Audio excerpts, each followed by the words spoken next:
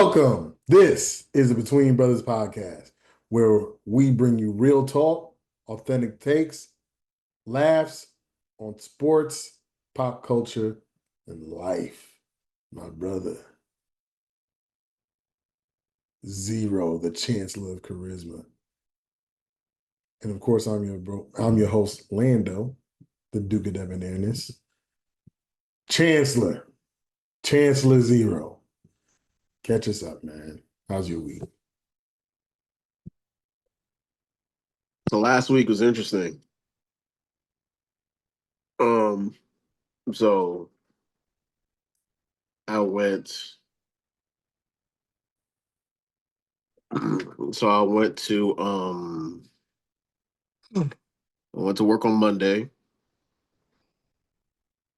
At the drive, yeah, I had to drive all the way up to Toronto, which is past Williamsburg.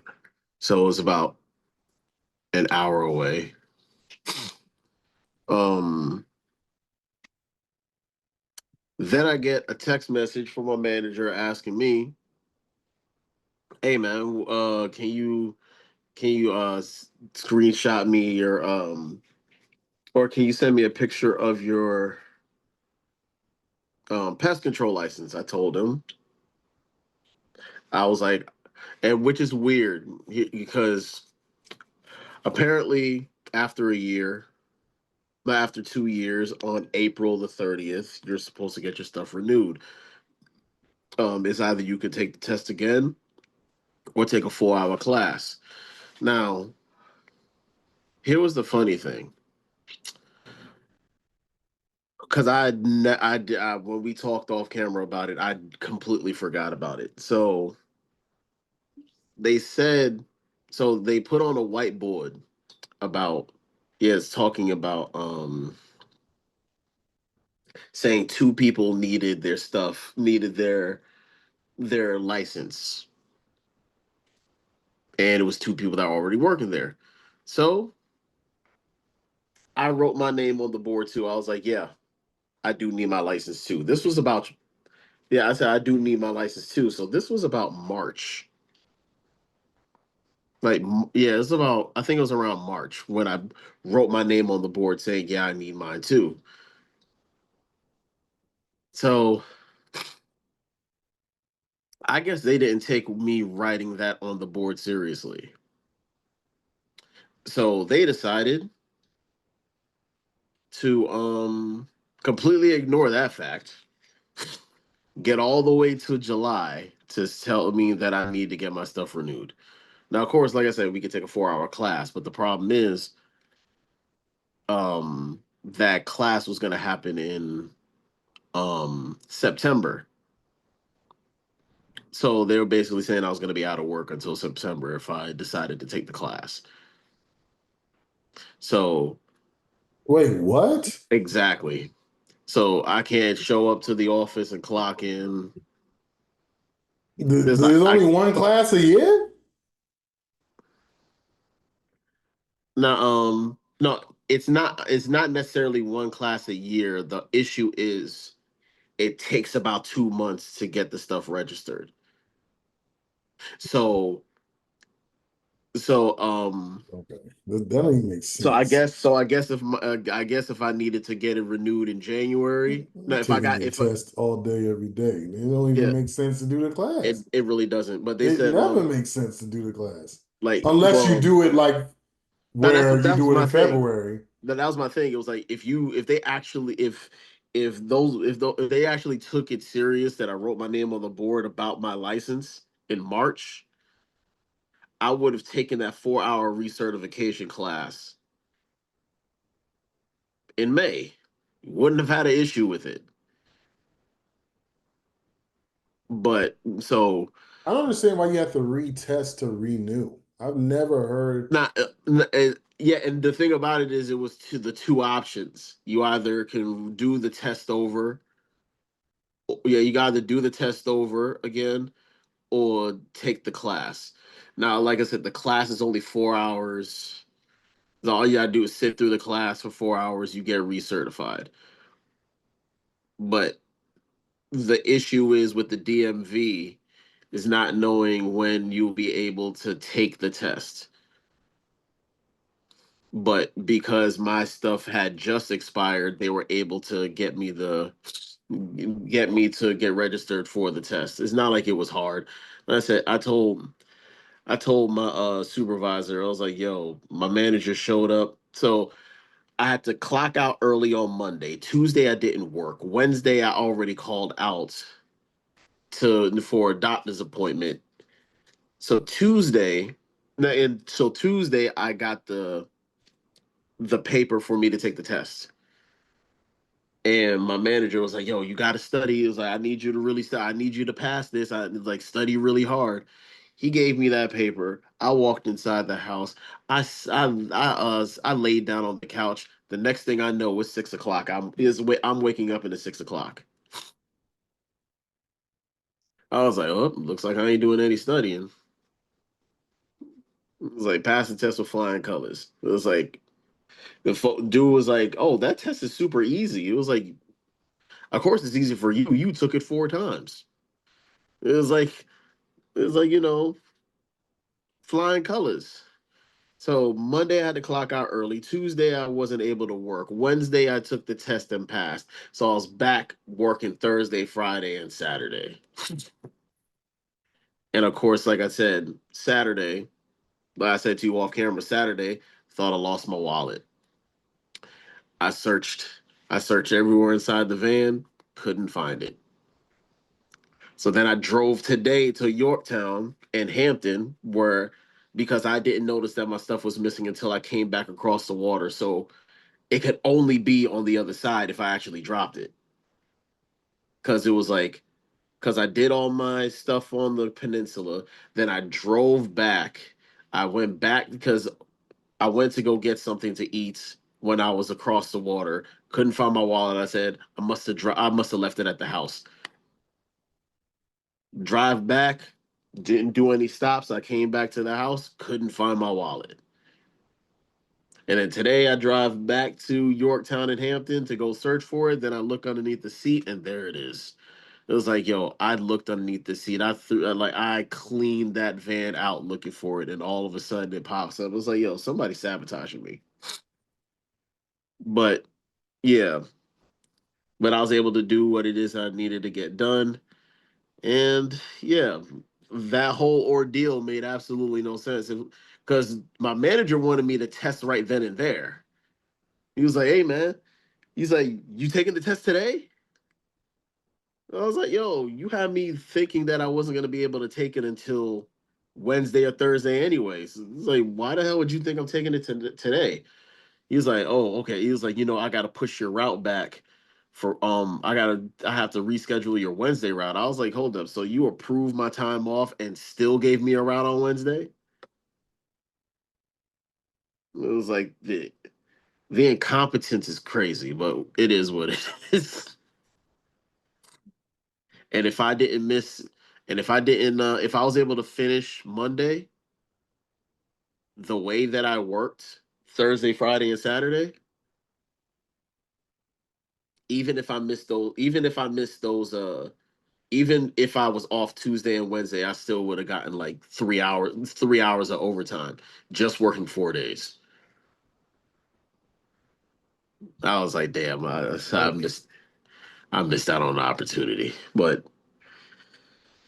it is what it is. I'll get my overtime next week. Nice. Nice. So the Duchess went to Florida with Cocoa Puff. So I've just been in the house looking stupid. And got some things done.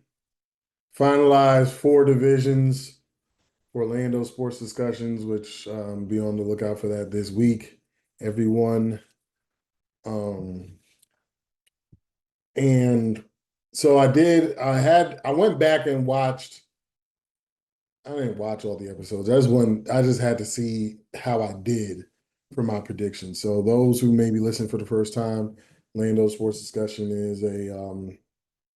is a short sports commentary thing that is on our YouTube channel, along with the latest episodes of the Between Brothers podcast. If you don't like to listen, if you'd rather watch, but what? So I was like, hey, let me see how I did on the predictions because it was a year ago. I don't really remember all of them. So of the 32 NFL teams, got 20 of them right. That's 62.5%. So generally speaking, if you if you would have bet $1 on every team, 32 teams, then you would have won around $100, somewhere around there, if you would have bet all my predictions on that. Which is because I remember when I was betting, because I did put some money on all my predictions, because I do put my money where my mouth is. And I looked at the gambling account at the end of the season. I was like, why is this so high? Completely forgetting about those future bets. I'm like, why? Because I lost the Super Bowl, and I'm like, so why is there still so much money in this account? And so that was why. So I was like, oh shoot, I did a lot better than I had expected. Because I did look back, but then like it'll show like bets that you won, bets that you lost, and I just didn't go through all of it, so I didn't realize that the extra funds that were in there were from those bets. So so yeah, man, I was like, man, I was really right on some people, or really right about teams that everybody said I was tripping on, and really wrong about some teams. The biggest standout is the Vikings in my mind, on the negative side, and on the positive side, um,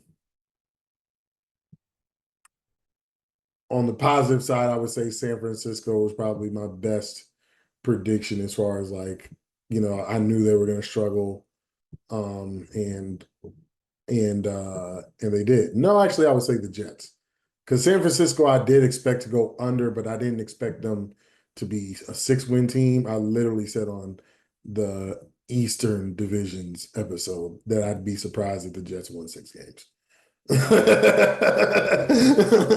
So I think that was probably my best prediction. And of course, the Jets are my team, and I'm an Aaron Rodgers hater, so it all and the fact they went under and won me money, I love the Jets even more. So, anyways, let's get to some of these topics. Because the Duchess, she comes back tomorrow, and I would be excited to see two of my favorite girls in the world. So, Shadeur.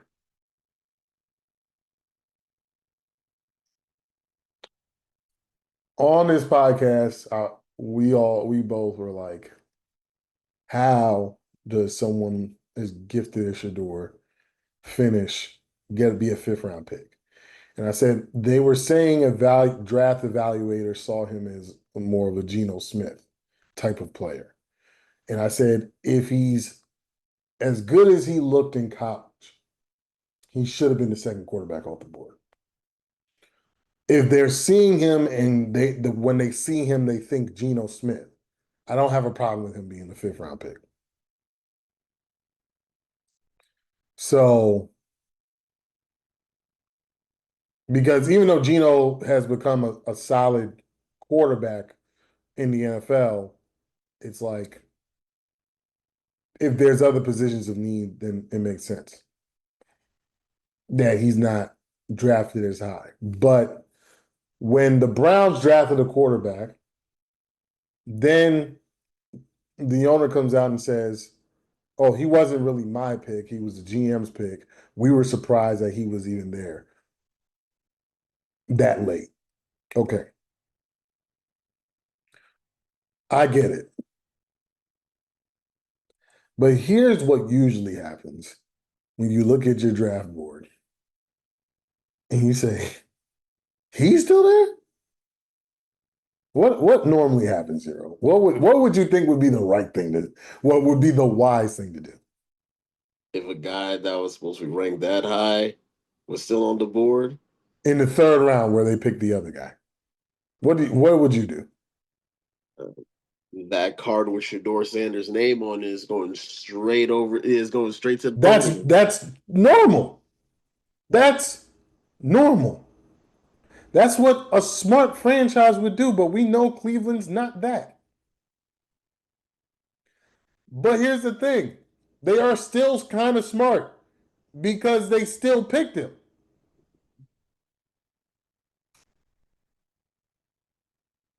I don't want to get overhyped in the preseason thing.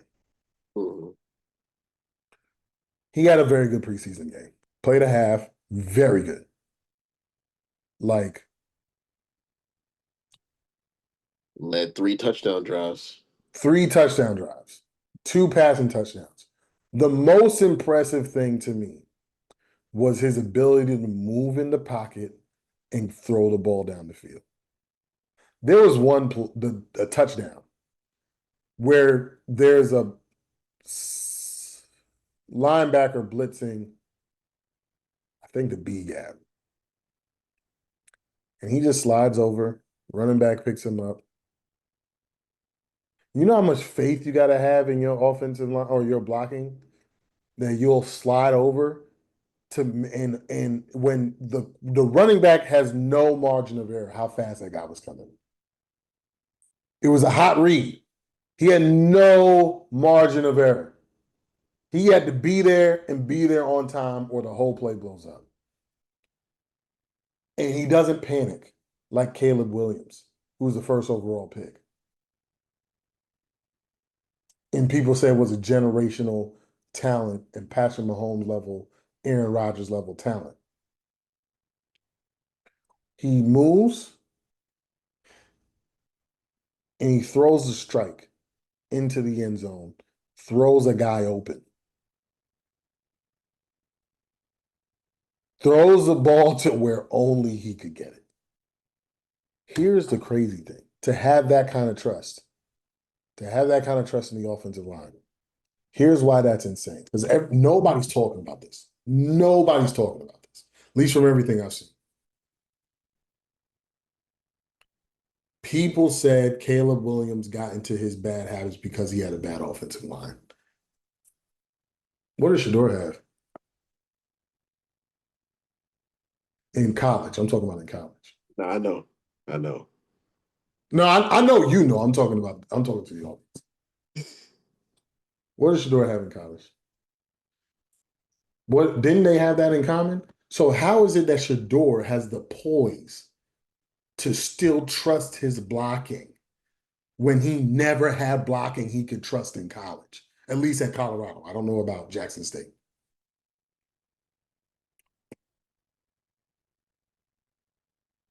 This guy knew how to maneuver in the pocket and throw the football down the field.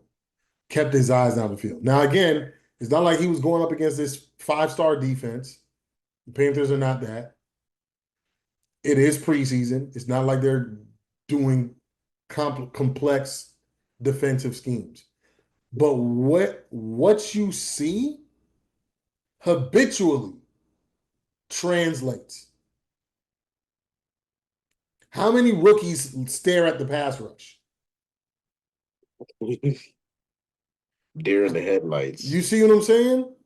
He had poise. That's what the most impressive thing was. Poise.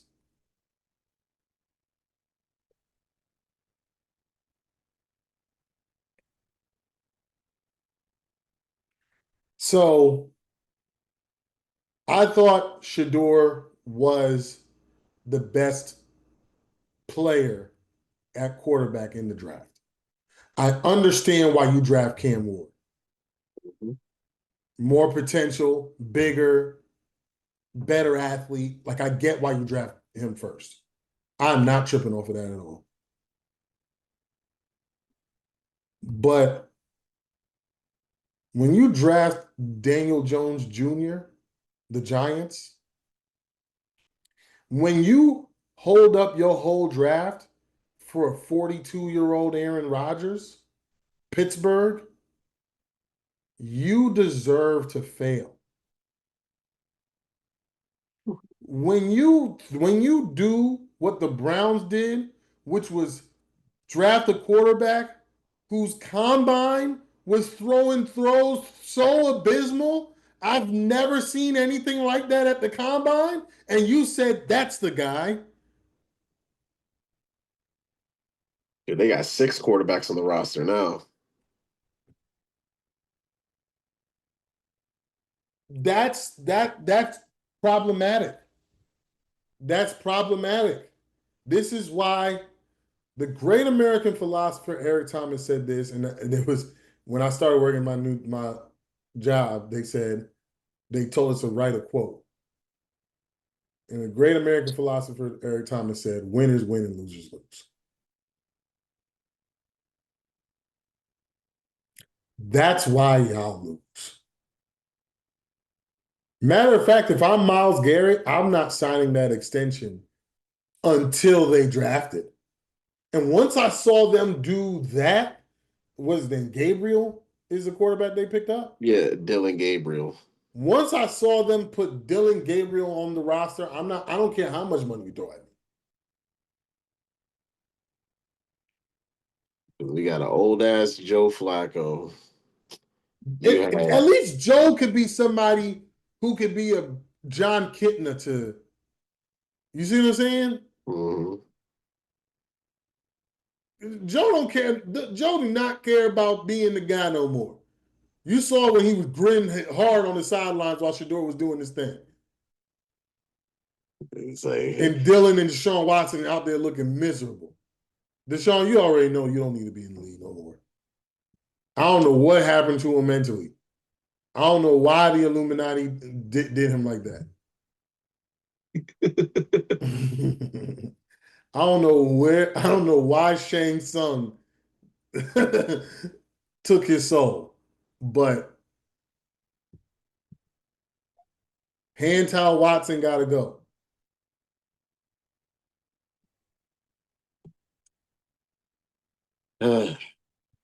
Anyways, talk to me. What do you think of the performance? What do you think of the haters? What do you think of the elevators?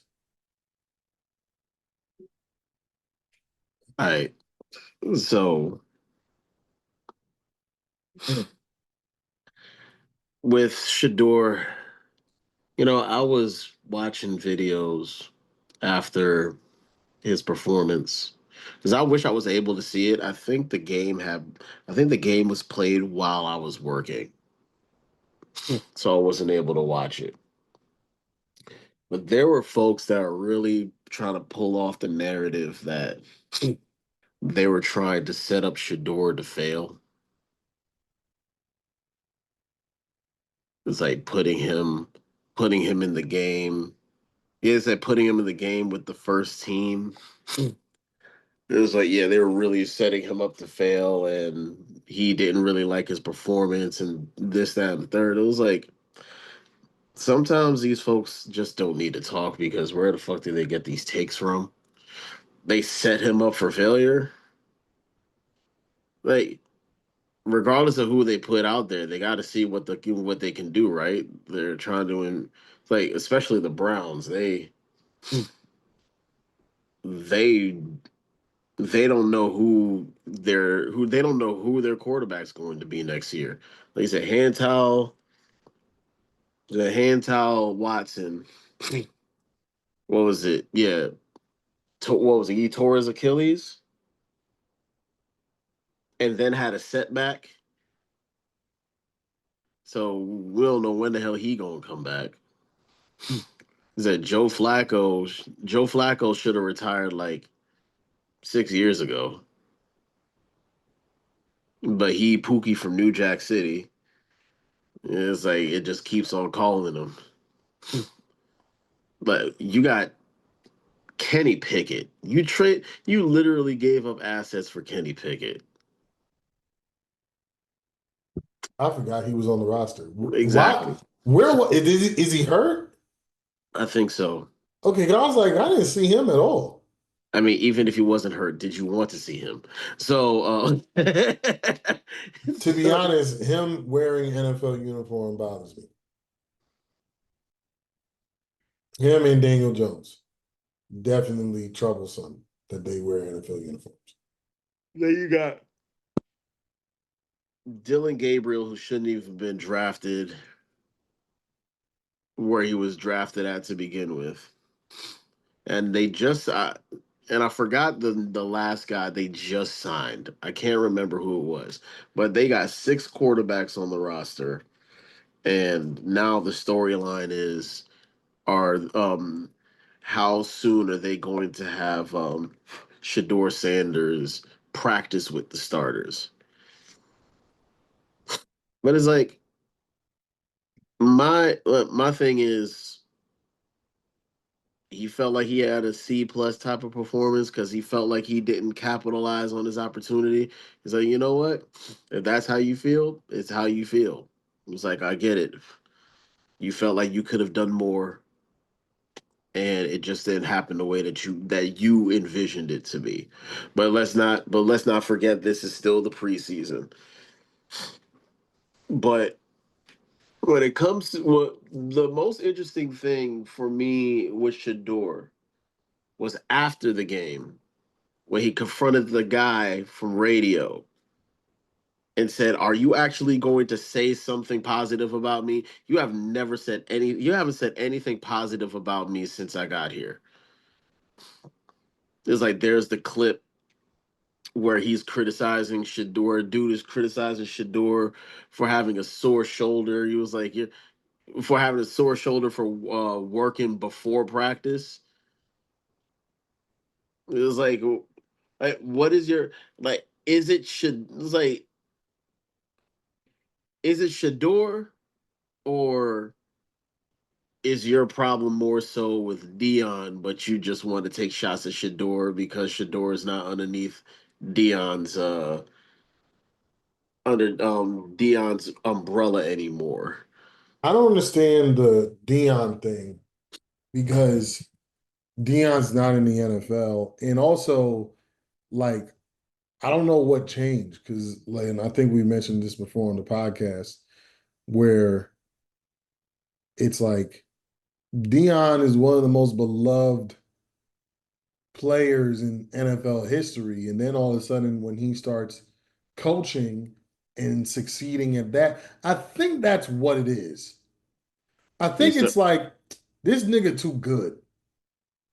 he good at everything he do. Bro, he coaching. Superstars don't coach well, but Dion does.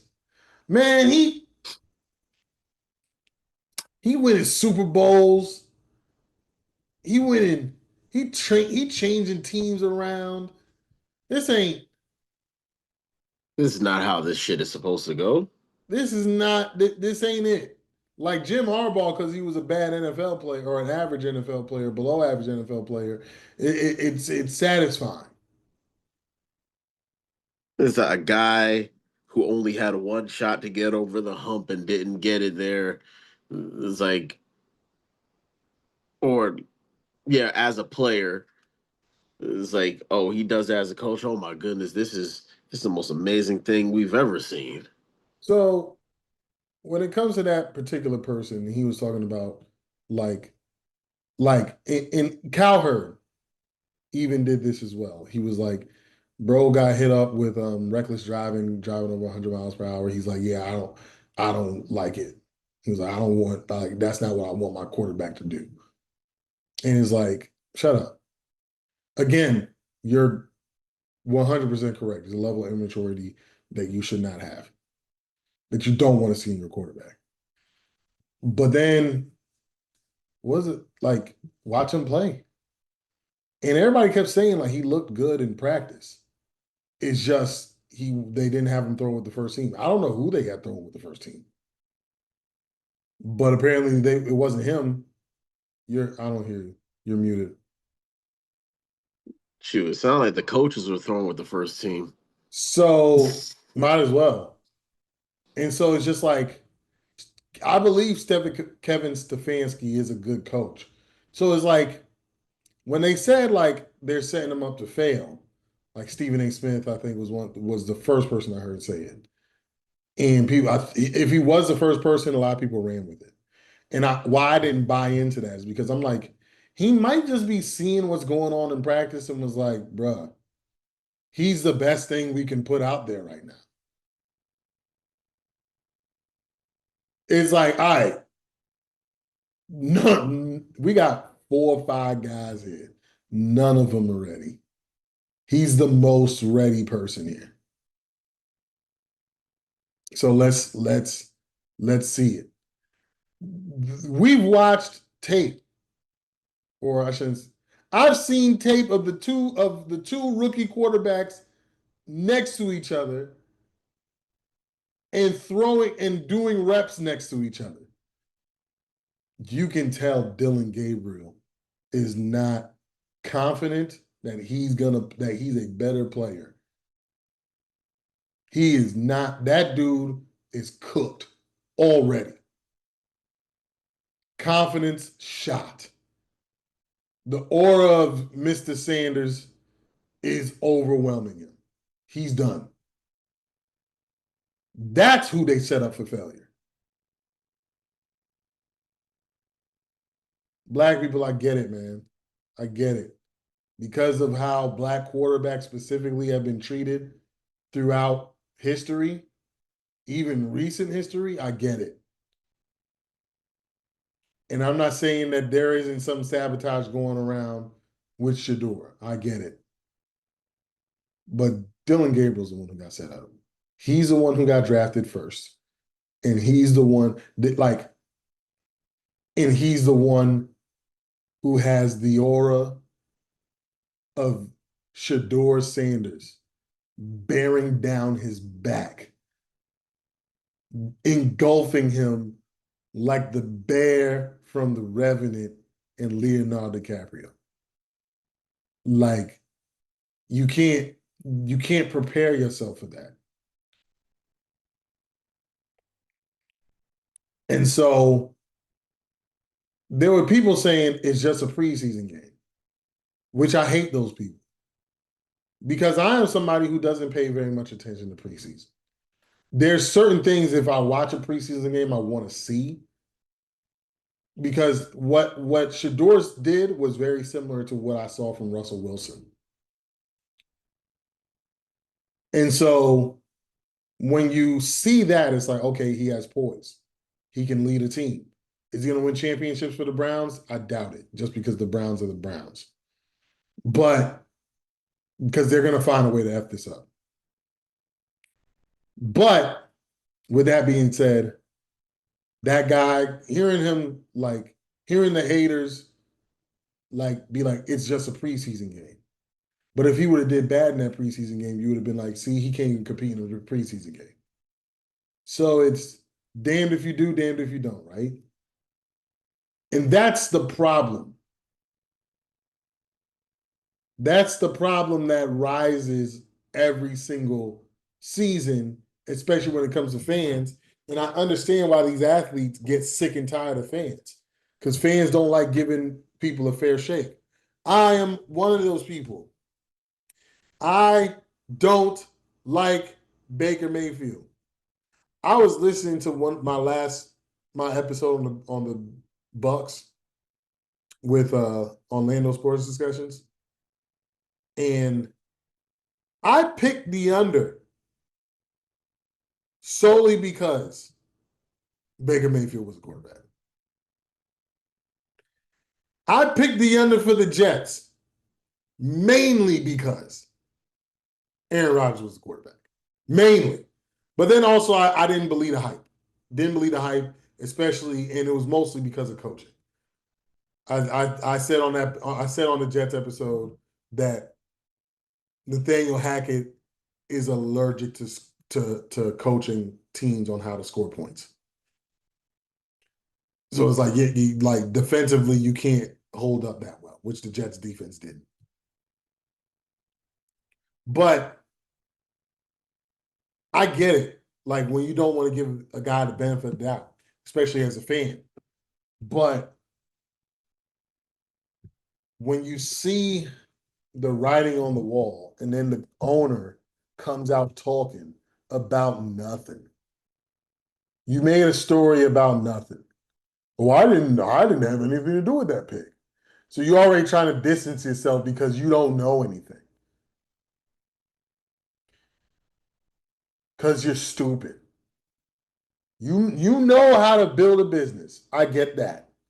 You're a multi-billionaire, most likely, if you bought an NFL team in today's day and age.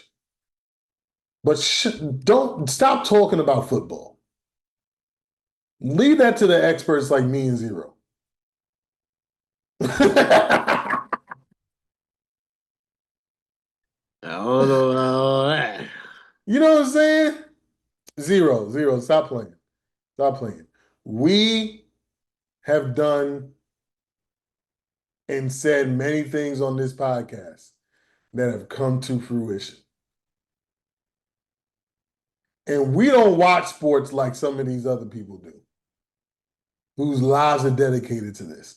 Because we got kids in regular jobs. Yeah. That's why I always get pissed off. I'm like, yo, if I had their research, if I had the ESPN research team, I will never be wrong. I got too much information at my disposal. But I I love the fact that I don't like the fact that Shador was like he like downplayed what he did because like 4 of his incomplete passes were drop passes. So then he's 19 or he's 18 for 23, except for he's 18 for 23 and probably 3 touchdowns. The fact that this team trusted him to make the play calls that they made shows that they weren't intentionally trying to sabotage him in this game. The play calling was good. The scheming was good. His execution was excellent. And so I'm ready to see what they say on Monday about Shador, but I want to see if anybody gives that analysis, like his poise, his pocket presence, his leadership, because those were things he had in college that for some reason got ignored. But Tim Tebow, that was the only thing that mattered because he couldn't play quarterback.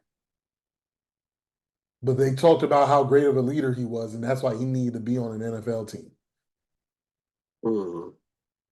But a guy who can play quarterback and does have leadership qualities, he wasn't good enough because he came to a workout or he came to a press, not an interview, not dressed a certain way or not whatever the hell Brian Daboll. I cannot wait till he get fired.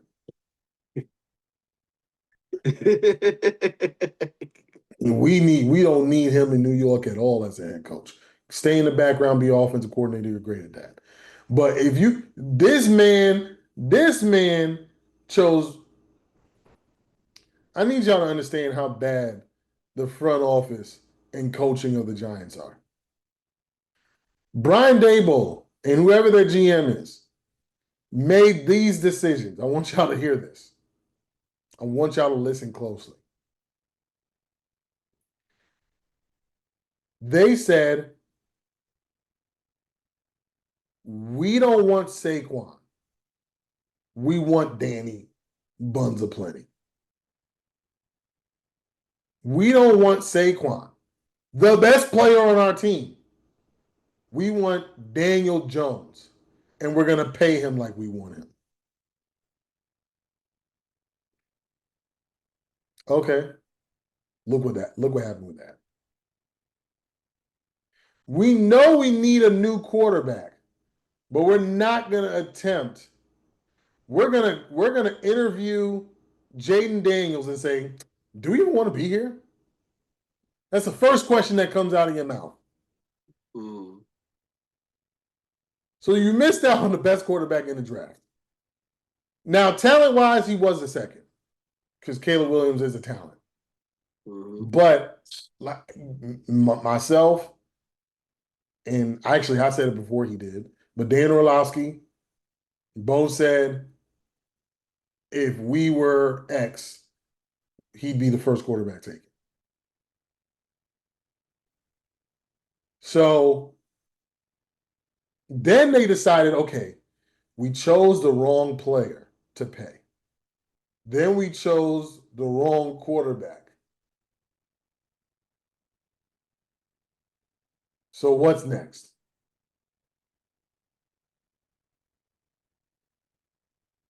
We're going to go back to the well and choose the wrong quarterback again in Jackson Dart. Because you watched his tape and said, that's our guy. And that's the thing that I don't understand when it comes to scouts and stuff like that. Like, Purple. I'm not going to act like I know, I really know football like that. I really don't. I really don't. I truly, truly don't, y'all. But sometimes I watch stuff and I'm like, how do they, how'd you get to that? How'd you get to that guy?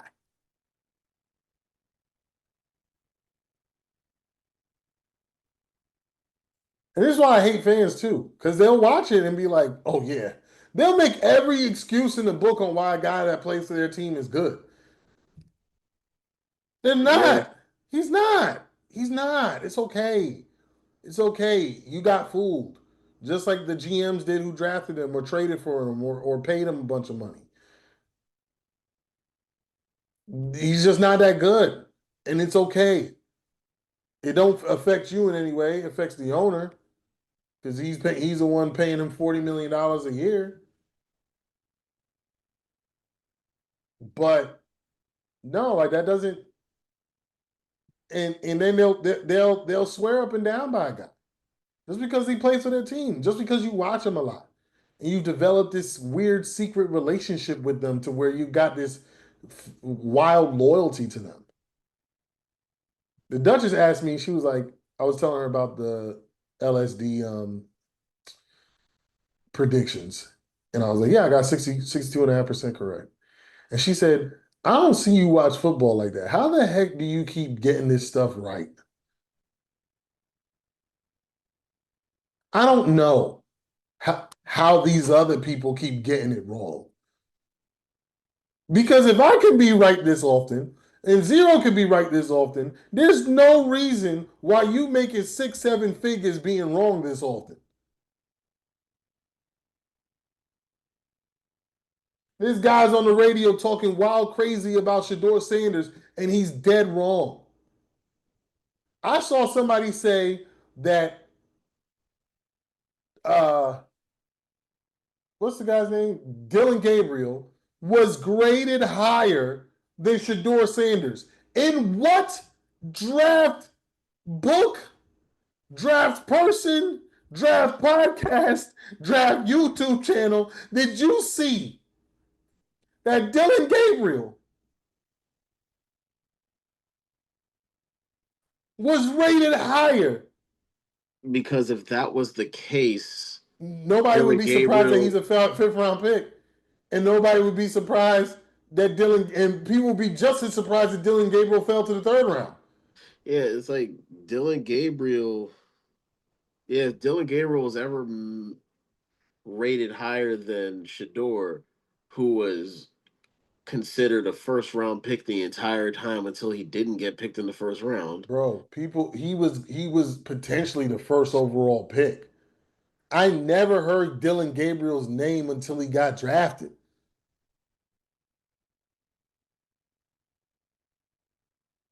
How many quarterbacks got drafted before Shador? I think it was may have been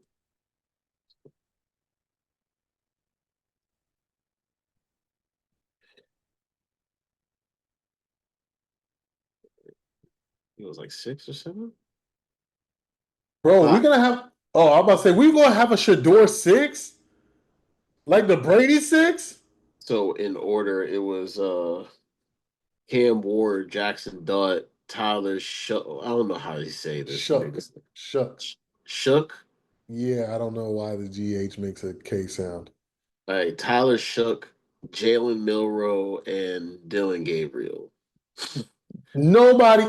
Jaden Milrow shouldn't even be in the NFL playing quarterback. He's one of those guys it would have been justified that you switch him to wide receiver. Or even running back. I don't know how big he is. That's why I said wide receiver. But like that's so I was like, just because the guy was drafted first, He's huh? 6'2", he's 6'2", 212.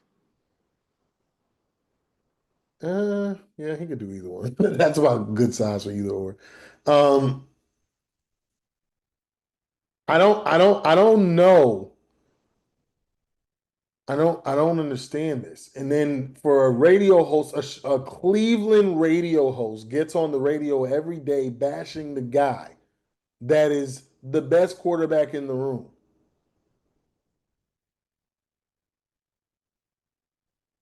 Like I wish I lived in Cleveland just to find out who the heck he thinks is better. Because this ain't Super Bowl Joe Flacco.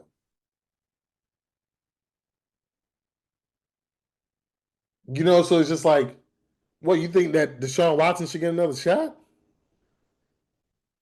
Deshaun Watson and his downfall is one of the worst things I've ever seen in my life. I've never seen anything like that. Like Tiger Woods is the only person I've seen have a bigger fall from grace. The difference is Tiger Woods ended up winning another tournament, or what's not tournament? Another What's the major. major? Watson got no chance. Like the Triple H song say. That's No, not Triple H. Vince. Vince McMahon. Somebody, whoever owned it, WWE. And it's like I so you get on the radio on a regular basis on a day. I'm not saying he bashes Shadeur on a daily basis, but he's on the radio on a daily basis, and you're talking about a dude who's working too hard. That's why he's not a quarterback, a franchise quarterback, because he worked too hard. And then why is he working so hard? It's not like he's gonna play, or he says something of the sort. But then if he does end up playing and he shows he's not ready, then you would have criticized him saying, look, he wasn't even ready to get in the game.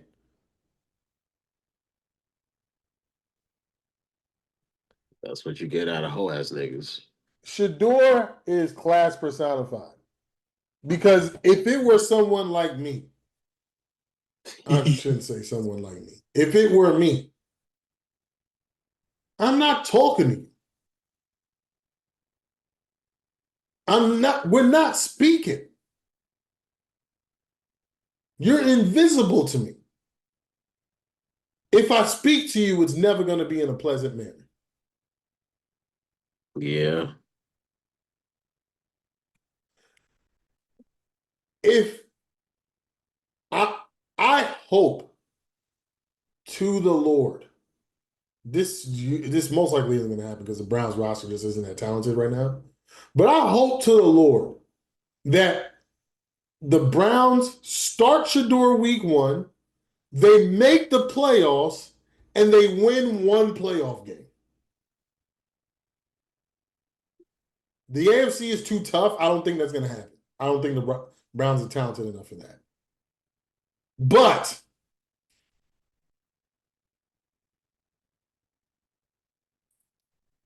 I need to see if Shador going to have that same level of class. That's the only thing I need to see. Because if he's that classy, I want my kids to look up to a guy like him and not me. Because I would be like, what you got to say now? Just like Floyd Mayweather when he beat Manny Pacquiao. What? I've been telling y'all for years. I broke my foot, but when I was walking to the ring, and I, and people still think that that Pacquiao would have beat him in his prime. Yeah, okay.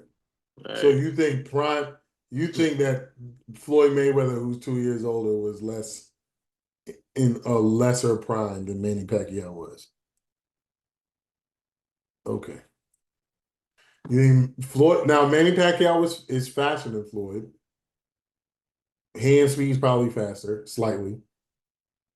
But we've seen Floyd dismantle Zab Judah, who had quicker hands than Manny Pacquiao. mhm.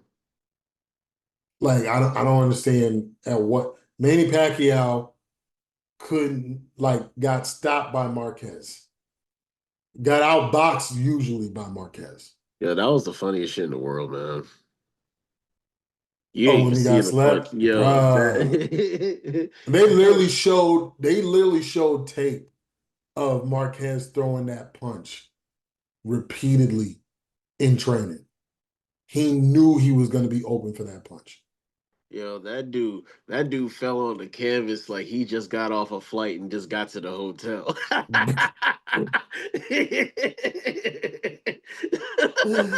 That's funny. He was like, God damn, it's jet lag. That's funny. And it's but like I said, Shador, shout out to you, man. We can't speak much higher about you. We'll see what the rest of the preseason shows, but the poise that you showed, the presence that you showed, the pocket presence that you showed, the class that you showed, um, it was a wonderful experience for me. All right, Sha'Carri Richardson on tape at an airport assaulting her boyfriend. I didn't see the tape, but did you see it at all? Yeah, I saw some of the footage. She was like I heard what I that she shoved him, but I didn't yeah, see. she did. She did. Was that it? No, that's all you could. So she was. So in the video, like he's like trying to walk away, and she kept getting in his face. I think she pushed him a couple of times. I know when they were moving away from the camera because the angle is like people were avoiding them. She's yelling. She gets in his face. She pushes him. They get to a certain spot like where the camera is going to be out of view, and she shoves him out of camera view. Man, that little girl's strong.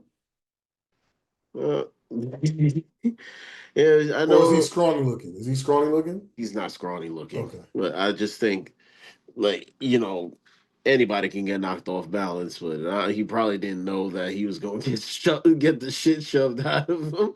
But yeah, but she was following. Yeah, she was following him. Of course, the video is not going to have the audio, but it was like Yeah. she was snapping on him, and it was like in the entire video, he's trying to walk away, and she keeps getting in his face. Mm.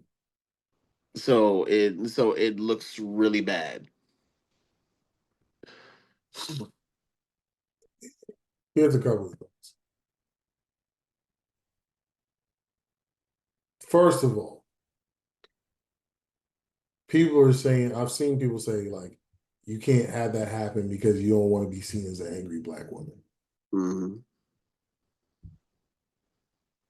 Stop worrying about what white people got to say about us.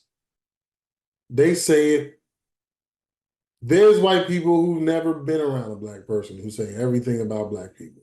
Hmm. And there's black people who will say everything about black people. And then you look at their circle and they don't really hang around niggas. We said on this podcast when we were talking about Jadakiss, there's a lot of black people who think just because they black, they know hood shit. Sha'Carri, shame on you.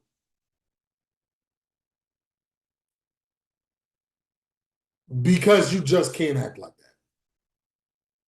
Regardless of what white people may think, you just can't conduct yourself like that because you are a role model to a lot of little girls.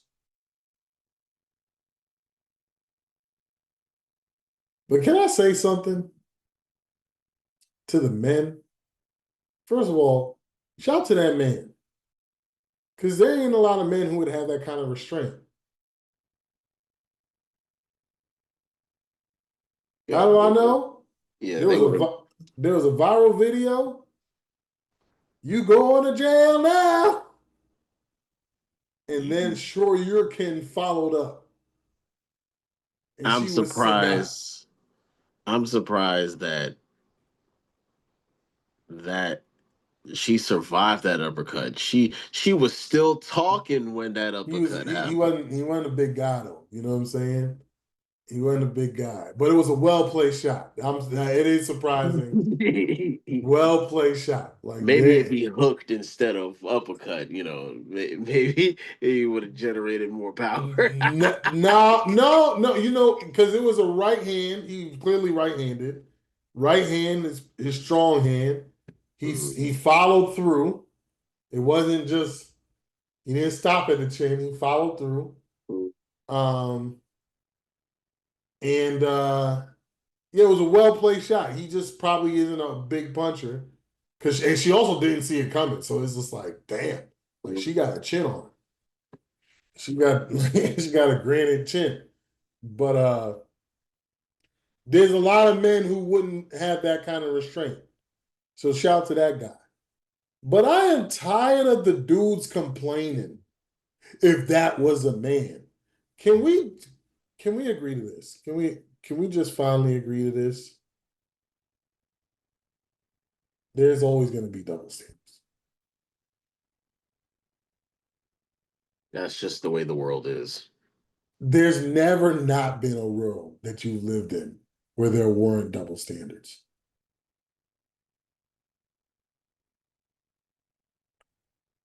So,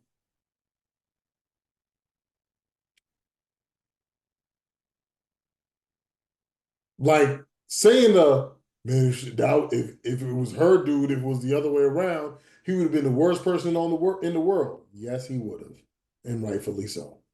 Especially you said he's not a strong guy. Sha'Carri Richardson might be 5'1", 122. She a bantamweight out here. So yes, it always looks worse when a physically imposing person is physically domineering a smaller person. Even if it's two men, it's always a bad look. Unless the little person is chirping, it's always a bad look. This ain't just with humans. If a if if a chihuahua got mauled by a Rottweiler, you'd be upset with the Rottweiler. And that's why a lot of people don't have sympathy when plus size women get beat up by small guys. I don't see as much sympathy in the comment section.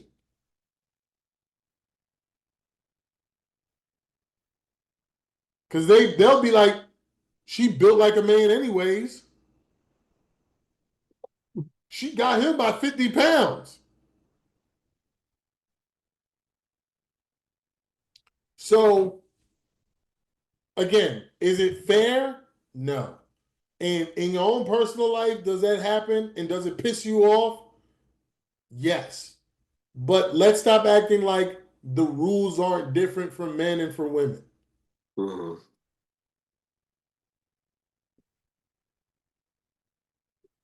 Because here's the thing.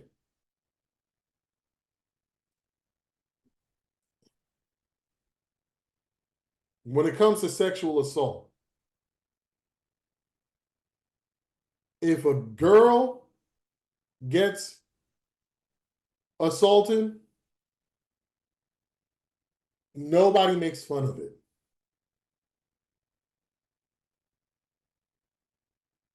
Nobody makes fun of it. There's literally full Boondocks episodes of us making fun of men getting assaulted. And it's some of the most hilarious material in Boondocks history.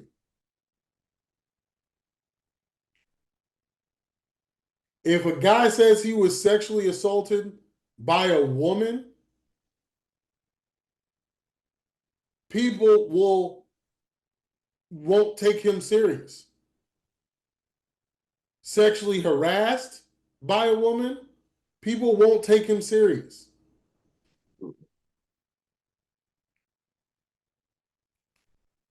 So, yeah, there's double standards. But guess what? If a guy sleeps around with every woman in the office, nobody thinks any different of him. If a woman sleeps around with every dude in the office, everybody in there will be like, she gotta go. Especially the women.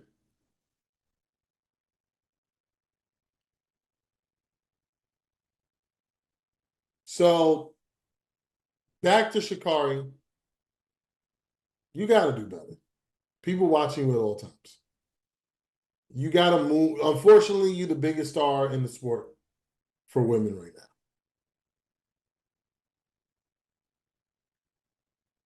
You can't who knows? Usually when girls get amped up like that, she found a text message. Some She found a DM. Something happened. What you mean you gonna be stretching later? Like you seen the video where this lady is on live and she gets a text, which was strange because I didn't know that text messages showed up on live, like notifications. But the message shows up and it's some guy that says, "I miss your lips." And he goes like, "Who the heck? Who was that?" And so the lady is like trying to Hispanic guy, Hispanic lady, trying to, and then he goes, "No," like, and he puts his arm around her. And I'm like, if he lands several skibbity paps, I have no sympathy for that one.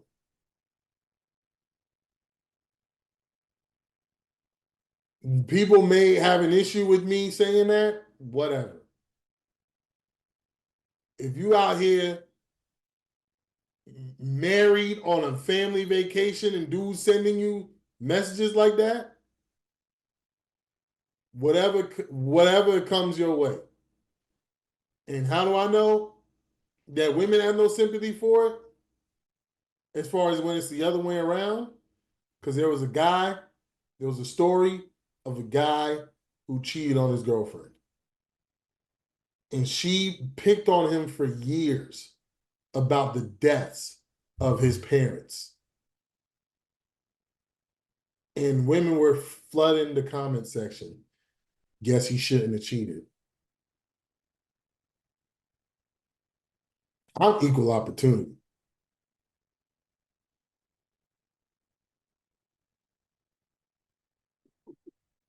I'm going to say the same thing.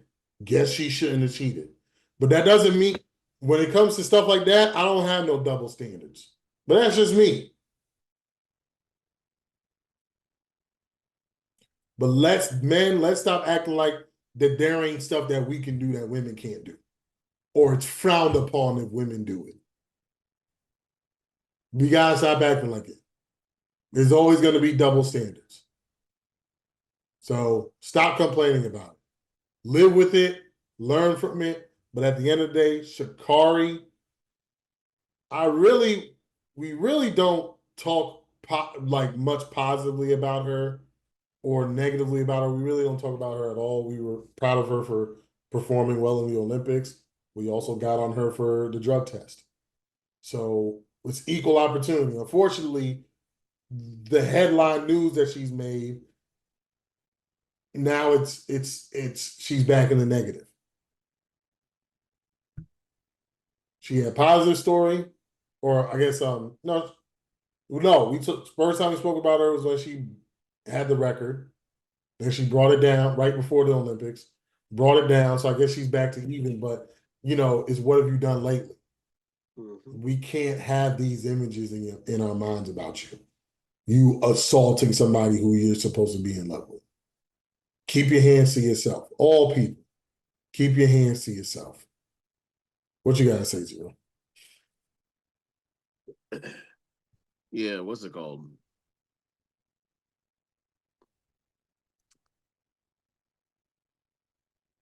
I'm just it's like really surprised that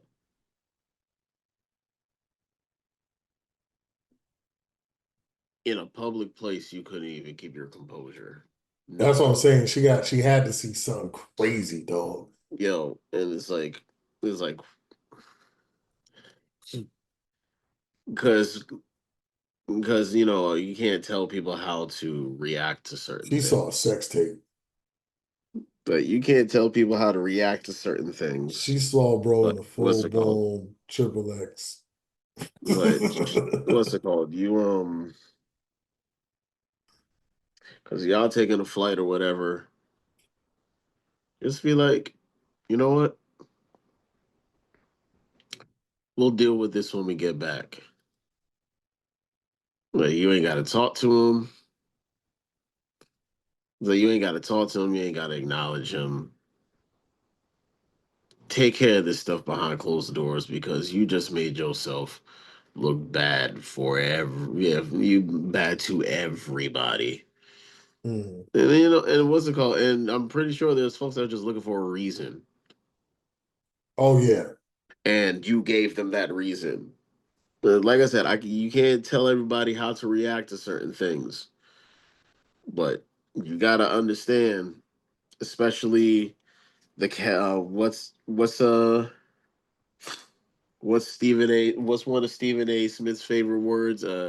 You have the cachet, like you to that everybody knows who the fuck you are, and this just puts a black eye on your image. And like I said, you got to do better. You got to do better at keeping your composure in these certain situations, and be like, you know what? We'll deal with this when we get there. Yeah, we'll deal with this when we land. And we get behind closed doors because you got some motherfucking explaining to do. Especially if it was something that was super egregious. I'm canceling this ticket.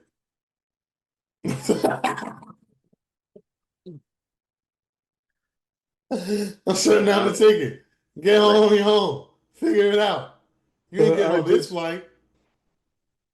I'm just like, you got to know, you got to know how to keep your composure. You got to know how to maneuver in these situations because you're going to be in the public eye. People are going to have an opinion on you about it. It's like the only way that this gets out if you go behind closed doors is if you really go that far and get arrested and No, it a guy who's becomes trying to walk away ain't calling the cops though. no, no, no, no. I'm not. Oh, okay, I got you. Because what's it called? They can get behind closed She was doors. arrested, right? Yeah, she was. Because it doesn't necessarily have to be like because even in this situation, it wasn't him that called the police. I don't think. Yeah, it Um, was the airport. yeah, so it was like they could have been. It doesn't even sound like it'll be a good thing, regardless, because they could have argued behind closed doors or like at the hotel room, and then the hotel could have called the police. But you don't know what exactly could have happened. They could have just been arguing and then be like, you know what, noise complaint. We'll give you a warning. Doesn't necessarily Yeah, mean that she but can they get. they they probably saw her in mid assault. Yeah, it was like It was like the fact that she was making you smell what the Rock was cooking is crazy. Well, she was just shoved him. She did. Yeah, like she was giving him what was it? What was the joint when he would do the slaps and then The spit on layup, his the hand? But smacking yeah, you yeah, down. he ain't. You know what I'm saying? Yeah, like yeah, she was hitting bro with the berserker barrage. It's like she layup. It's like yo, she layup the smackers down on him because he You was remember eating. in the video game when they did the spit thing? And that joint was like, it was like, Like, what the fuck is he doing? because you know they have lips and nothing, so it's just. Oh man, I didn't see what that's like. I didn't play a wrestling video game. I didn't play wrestling. I think Yeah, it's 2K that makes it now. He just shimmy his head. what the Are fuck you is that? Michael Jackson? Oh man, he out here remembering the time before he laid the smack down. Laying the that smack down. yeah Oh man. like that shit. Yeah, and you never got to land it either. Especially it's like because it took so damn long. It's like, it took so damn long to do it. It got countered. Oh man, but Yeah, that was yeah, like the slowest move in the damn game. but it's like you gotta do better. You gotta do better in these situations. You can't like, you have to keep your composure because you are a public figure. You are going to be in the public like it because if you were just a regular degular somebody, nobody's gonna worry. Like nobody's really going to be worried about that shit. But Well, it's not news. She would still go to jail, but it's not news. now it's like, and then you got dude on then you got dude up here talking to the media. It was like I don't remember what he said, but it was I think he was talking about she needed help. It was like no, you The needed help. boyfriend? Yeah, I think so. But he was like he was like she needs some help. I need help. You need help. He was like basically was like what, this is a PR shit because he basically threw her under the, I would say, under the bus, saying that she needs help, but then put it on himself. It's like I mean, I need help. You need help. It's like I everybody. mean, he does need help because getting caught doing a triple X video on your phone. That's what I'm allegedly. I'm just making this up. Yeah, I don't it's know. like but still, you got to know, you got to understand the situation, Yeah, know when to hold them, know when to fold them, know when to walk away, know when to run. and she can do that. She's the best in the world at it. Like she run as fast as she put hands on this motherfucker. Oh, she said I run them hands fast too. The pat pat pat. The pat pat pat. Oh Oh, man. Shout out to Sha'Carri, man. I don't know what triggered you to do that, but that shit don't matter. dang, man. The Dang. pat pat pat. Oh, You can't, man. You can't. Anyways, yeah, get the help. Get the help you need. Get some counseling. You're just gonna have to do some anger management. You'll be all right. So get some boxing lessons. You'll be good. She definitely don't need that because then that dude gonna be hurt. I wasn't talking about her. I wasn't talking about her. You talking about him? Yeah, you need to get his hands up. Yeah, you need to learn how to slip and roll, I didn't say dog. punch her back. I Yeah, you need to learn said how to slip and roll, dog. She didn't hit him though, or at least with what we saw on tape. You need to learn how to, Yeah. Nah, he you needed to know. learn he needed, what was it? What is I think it's a keto that Steven Seagal does. Like you better Anyways, use her own momentum against her. Is that all you got? that dude is the worst action star of all time. The worst action star of all time. But anyways, let's get to this new list. We ranking the big uglies or the offensive and defensive lines this week, man. So, hold on. How did we do it? I went first last time. You went first last time. Okay, so Mhm. I all right. So I'll go first. No, I think I went first. I went first, and then I went first for the running backs, and you went first for the wide receivers.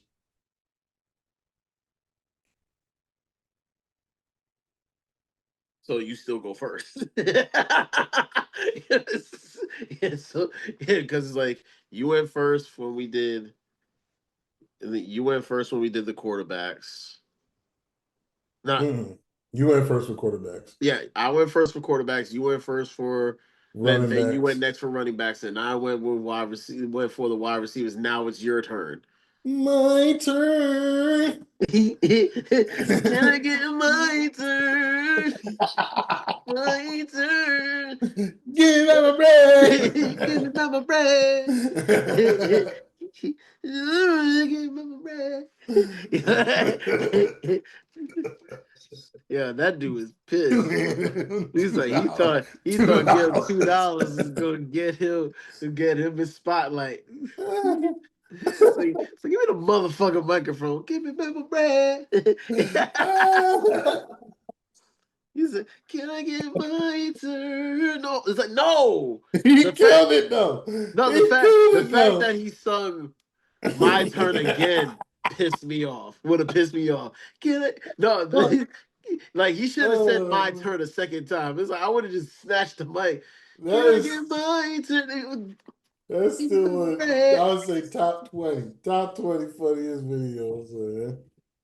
Anyways, all right, so we are going to start with the offensive line. Um, so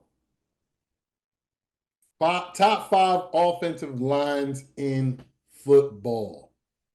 Number five, I'm going with the Tampa Bay Buccaneers.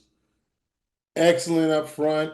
Of course, Wirfs is the best tackle in football, arguably. Number four, gotta go with the Colts. They got probably the best left guard, left tackle combination in football. Number three, even though they lost their center this past season, I'm not worried about it at all. The Atlanta Falcons, that blocking scheme up front, they actually aren't great at pass blocking, so they probably shouldn't be as high, but I don't know, man. It's just the run. Like when they get to put hands on people up front, I like that. You know what I'm saying? I just give that a little more credit. When you just can just push people around. I love it. I love it. So they probably should be five, but I got them three. Number two, the reason why they were so damn good and Sean Payton didn't lose games. The Denver Broncos, the offensive line was fantastic, and they're bringing all of their starters back. Mm. Oh my God. I'm really going to see Bo Nix play playoff games. Yep. Anyways, I hope not. And number one, of course, the Philadelphia Eagles. I thought that losing Kelsey was going to have them take a massive drop because of how important the center position is. We've seen the Colts take a big hit when they lost Jeff Saturday. And in my opinion, Kelsey was better than Saturday. So I'm like, I don't know how that happened. And even what was that guy's name?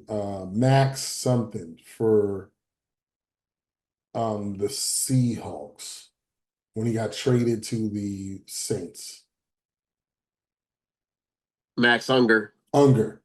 That the offensive line dramatically increased so I thought the center position was really important, and clearly it still is important, but I don't know how Philly pulled it off, but those are my top five offensive lines. Once again, Bucks, Colts, Falcons, Broncos, Eagles.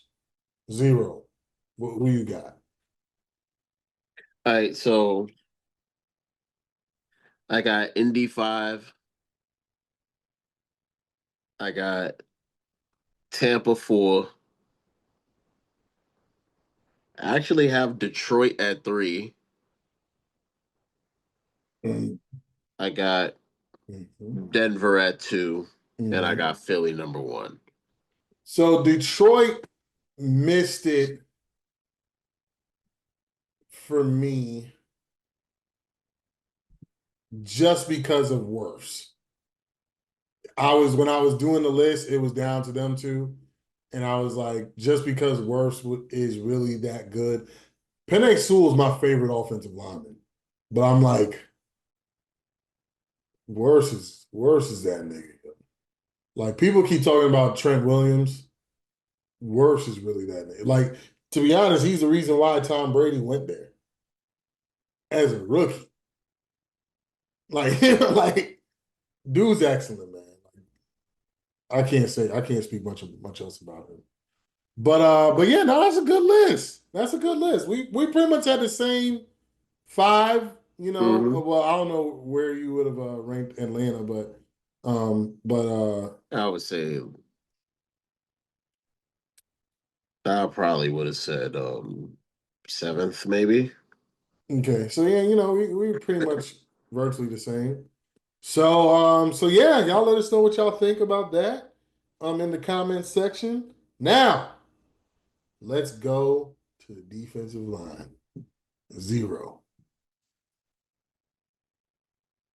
Well, all right. So my number 1 is kind of tough because I don't know, because I can't really be too sure, but you just let me know. So I had, because he missed time, I have Detroit 5. Like, Mhm. yeah, if Aiden Hutchinson didn't get hurt,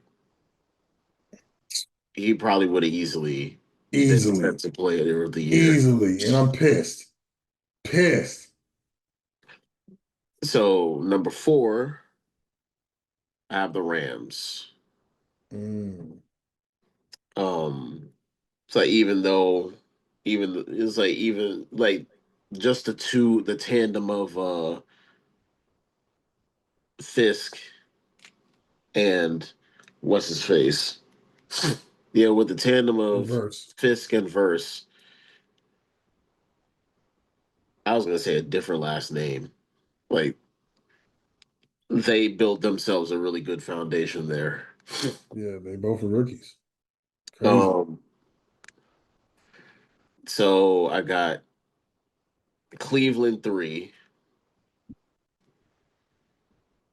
Yeah, I got Cleveland 3. It's like Solid. Miles Garrett. Yeah, they ain't no stopping Miles. That's all. Yeah, Miles Garrett's the best defensive end in football, in my Um, opinion. I got Philly 2, Ooh. and my number 1. Like I said, this is kind of tough Mm-hmm. because of the fact of the position edge rusher. Mm. But I got um Pittsburgh number 1, Mm. and it's Mm. like it's pretty tough for me I to. don't mind it, first of all, because the Steelers are on my list as well. Okay. And second of all, because of the edge rushers. Like, even though they're not necessarily down linemen, they are treated as such. Um, Okay. especially Especially. specifically when you're running the 3-4 and and like, as many people who listen to this podcast know, one of my closest friends was a former NFL offensive lineman. They're treated like defensive ends when they call protection. And PF, and I'm not really a PFF guy either, but when I was looking the list up, um, Cam Hayward was second amongst defensive linemen in the PFF grade with a 90.1. TJ Watt was third amongst edge rushers with a 91.7. And Highsmith was eighth amongst edge rushers at an 89. It's like it's hard to argue that. It's dangerous, man. That front seven is dangerous. I'm like, how long has Cam Hayward been in the league? Larry Nance. For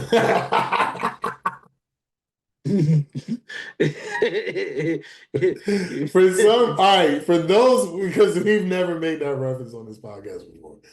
For those who don't understand what Larry Nance means, Larry Nance is Zero's version of saying the words 4 years, as in FOR years, for years. Reason being is because we were watching an old basketball game, and Zero kept saying that dude looked like he's been in the league for years. And every time he would score, he would say, laying hands, who's been in the league for years. We don't know at what point of Larry Nance's career this was. He could have actually been in the league for years. We don't know why that stood out to Zero for Larry Nance specifically. But he that's looks he looks so fucking old. So it's like, and he could have very well been old, audience. yo, He could have very well been old. We don't know what year this was. We don't know anything about this game. yo, He could have been a rookie. He could have been 12 years deep. We don't know at what point in his career that this guy was in. but we know that he's been in the league for years. Yeah. But we know at that point, Zero thought he had been in the league for years. Anyways, my defensive fronts. Number 5, I got Houston. Number Daniil Hunter, Will Anderson, wonderful. Number 4, got Broncos. They probably got the deepest defensive line. A lot of guys who can get in a rotation and compete.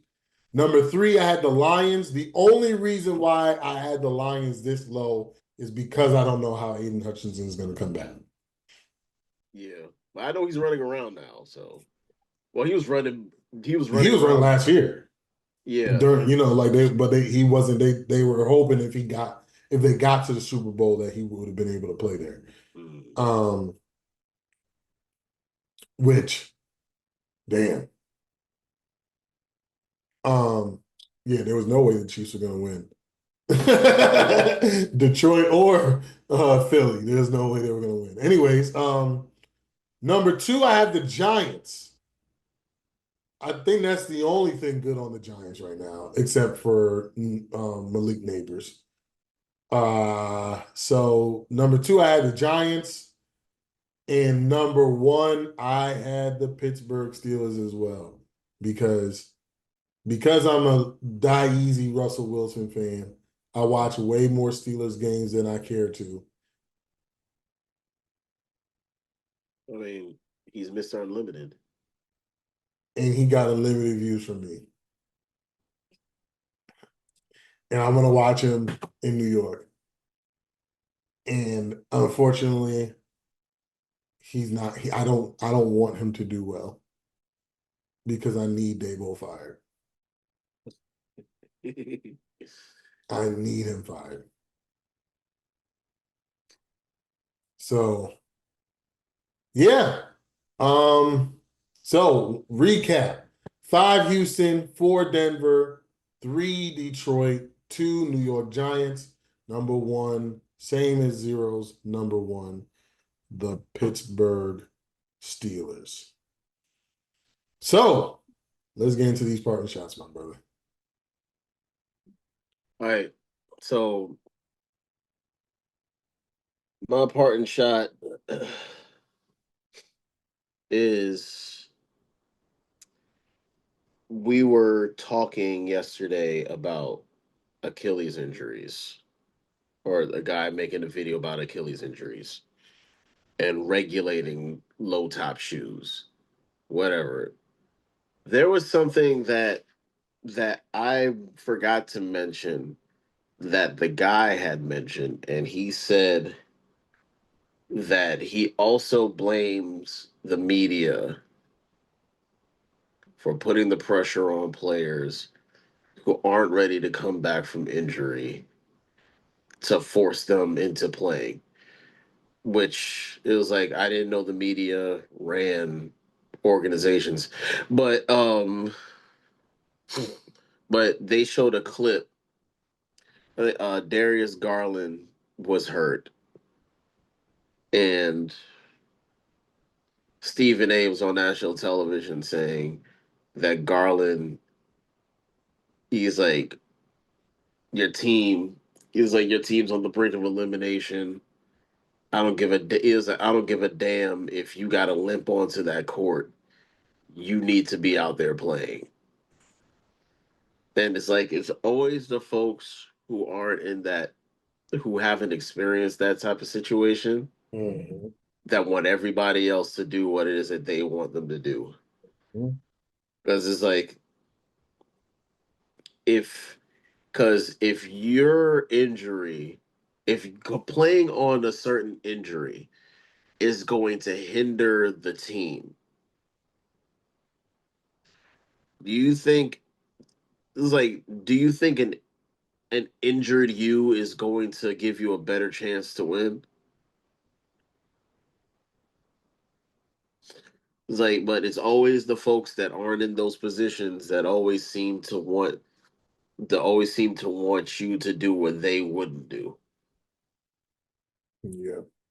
It's like I'm not saying that, and it's like I get what he was trying to say, but like the media doesn't run organizations. But it's up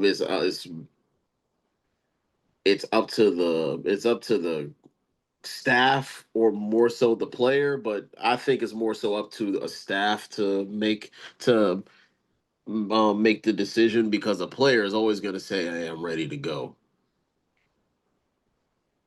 Sometimes you got to protect the players from themselves. Yeah. But yeah, I found that interesting. But still, this whole regulating low top shoes, like please, like please stop with that narrative. It's not the fucking shoes. It's got to be the shoes. When Well you said. see, it's got to be the shoes. Is always going to be the thing. Jordan was walking on air. It's got to be the shoes. Now niggas can't keep their Achilles from popping. It's got to be the shoes. It's like what's it called? Sha'Carri Richardson pushing that dude around. It's got to be the shoes.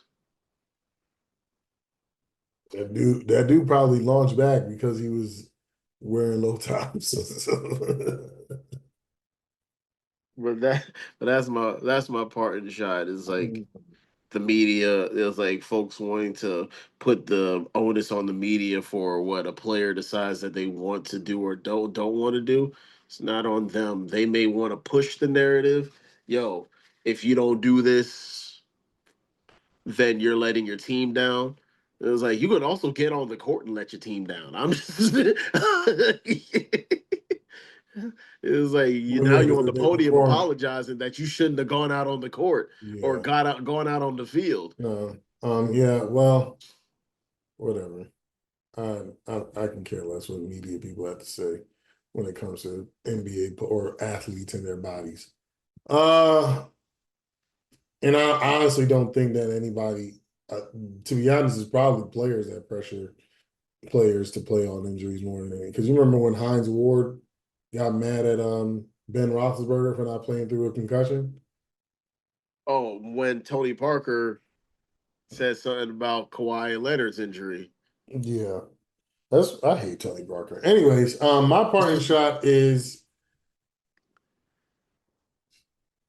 tune in to Lando Sports Discussions. It's on YouTube, on our YouTube channel, Aster Media, Aster Media, um,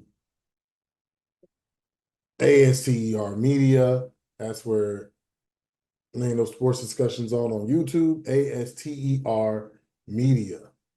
And if you notice what I was saying it repeatedly 3 times, the same thing, because that's exactly how Dr. Umar asks for money. This has been the Between Brothers podcast. I beg your pardon. I beg your pardon. This has been the Between Brothers podcast.